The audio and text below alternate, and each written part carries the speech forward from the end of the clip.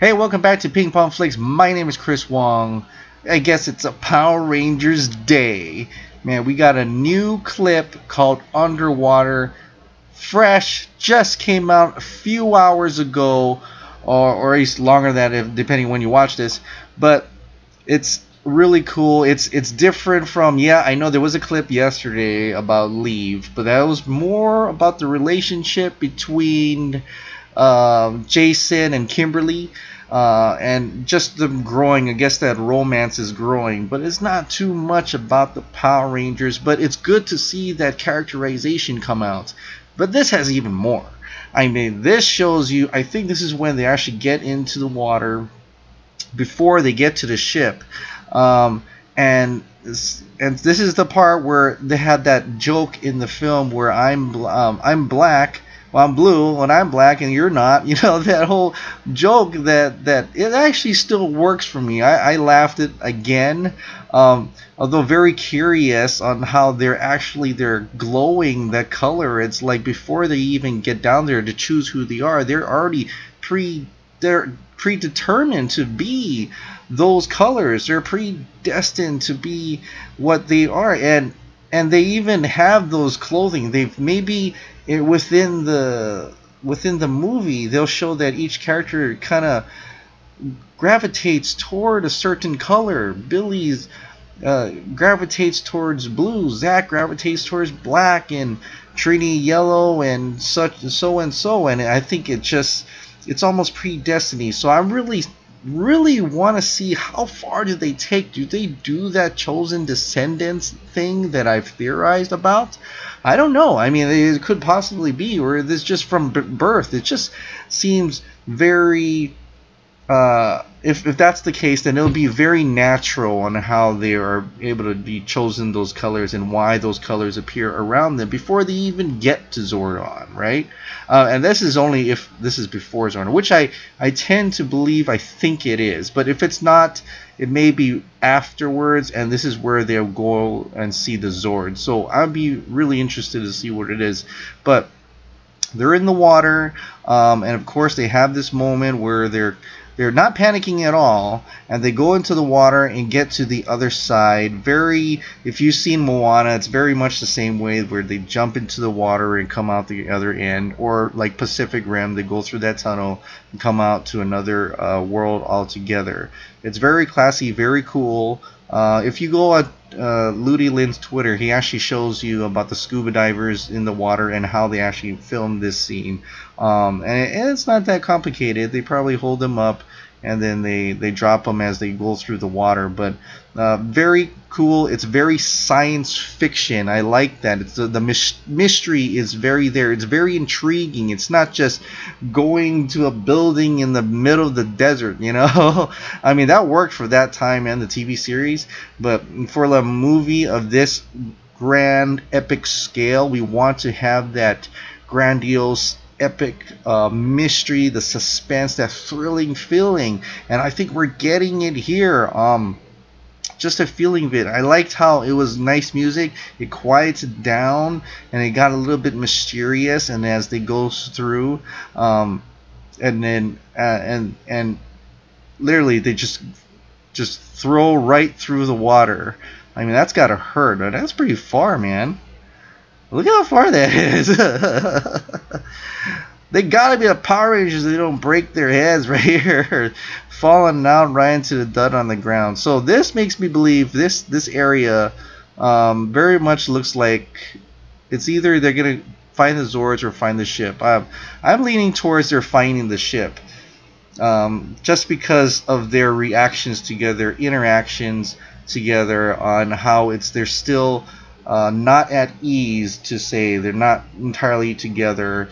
I mean, they are, but you can kind of feel a little bit of tension. And speaking of tension, IGN had an interview with Ludi Lin and Dacre Montgomery, Black Ranger, Red Ranger, Zach and Jason, and they pretty much just teased that either the Red Ranger fights the Black Ranger, or it's just a human form, Zach fighting Jason.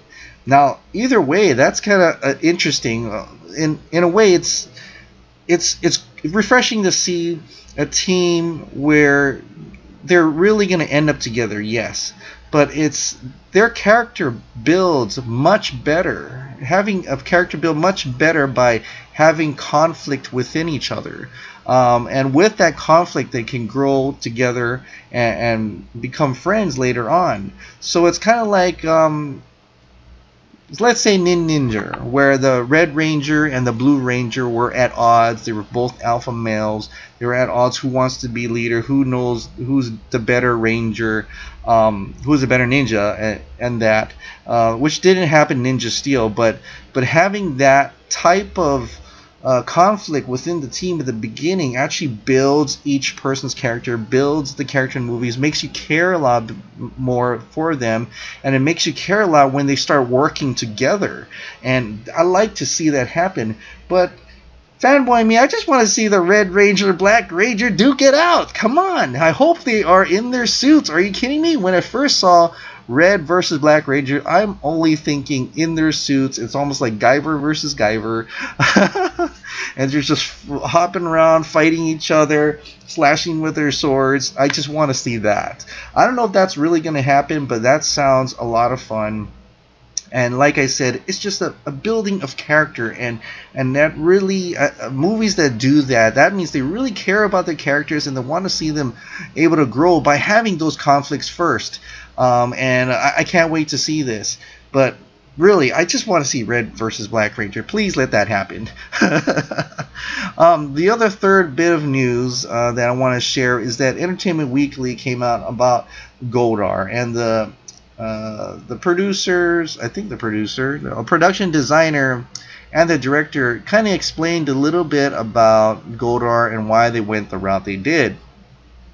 Basically, Andrew Menzies, they wanted to have him be a faceless, intimidating characterless. He's an extension of Rita that's unstoppable. So he's not his own entity and thinking entity. He's just an extension. He's a something just like the putties created by Rita, and we know that, and it created out of gold. And they modeled after Chocolate Fountain with a melting form that never settles into a single shape.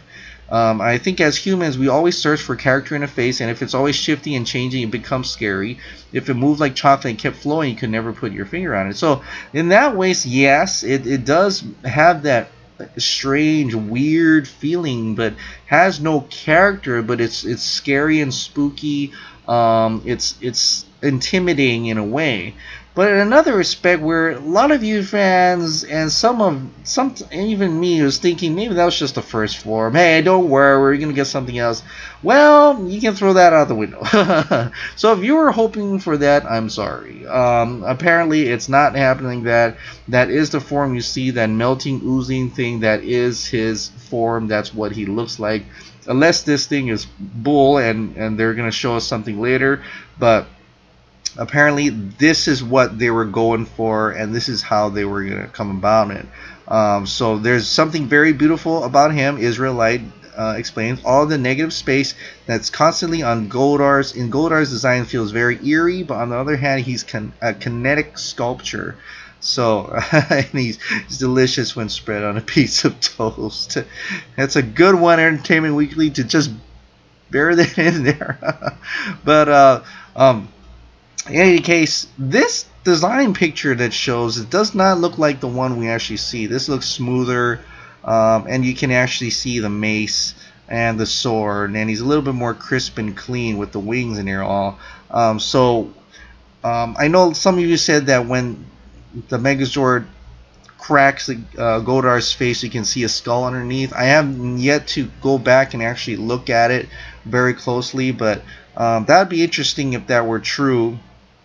It'd be kind of like, because we know Goldar existed before, and let's say Goldar existed before he was a creature. Not that they're going to go in this route, I'm not sure, but like if it's before in ancient times where he was an actual creature with a skeleton in it, and then she wakes him, revives him, but he needs a body, so that's why she's using the material gold to make him look like that. But he used to be a creature before. If you, let's say it's almost like Godzilla versus Mechagodzilla in the Millennium, was it Millennium? Yeah, Millennium series, where they brought back the 1954 Godzilla, got his bones, put all that metallic armor on him, turned into Kiryu, and then to fight Godzilla. But then Godzilla, you know, roared and made Mechagodzilla remember, and Mechagodzilla starts turning against the humans. That's a fun film if you ever get to watch it. But it reminds me of that. If that were the case, having that skeleton, Goldar's ancient bones within the gold armor, I can dig that. I think that would be kind of cool thing to throw in there instead of just be another gold putty monster, you know.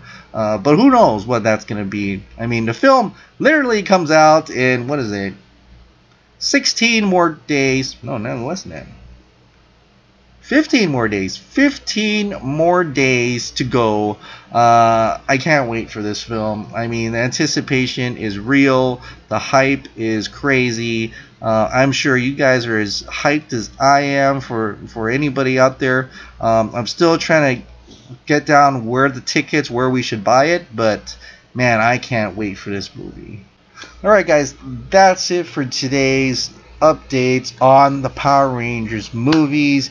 There's little bits and pieces that came out, and I know I probably forgot to mention something, but it's ramping up a lot, and we're gonna see something maybe every single day, whether it be a snippet, a snapshot, but hopefully not enough to spoil the film, but just enough to get people excited and all. I'm still waiting to see that box office tracking. I want to see how good it's doing, and I don't think it's gonna actually appear until maybe a week or two before the movie releases, which is around this time actually. But I think most of the box office concentrating what's next, is that's Kong. They're tracking 100 million. I'm watching that finally this Saturday. Unfortunately, all by myself, because I heard there's a lot of swearing in the film, and my wife said nope, no kids. So, but I'm gonna get to go watch it this Saturday.